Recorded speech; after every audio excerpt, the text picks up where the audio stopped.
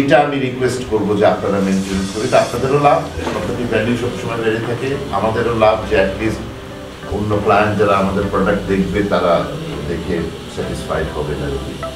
এছাড়া তো আর কোনো আমার ইয়ে নেই, আর কোনো কথা আছে এখন ফর্মালি বন্ধ করা।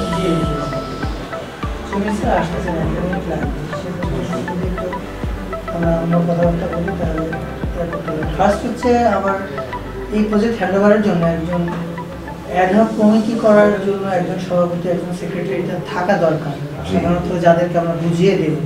এখানে সব মিলিয়ে আপনারা আছেন 4 জন। সেক্ষেত্রে আমি ইয়ে করছি যে জমির সাহেবকে প্রেসিডেন্ট হিসেবে হয়তো আমরা চিন্তা করতে পারি, এবং এটাকে চাপ যাওয়ার পরে সাধারণত সেক্রেটারি সাহেবের উপরেই বেশ দায়িত্ব পড়ে। তো সেক্ষেত্রে এই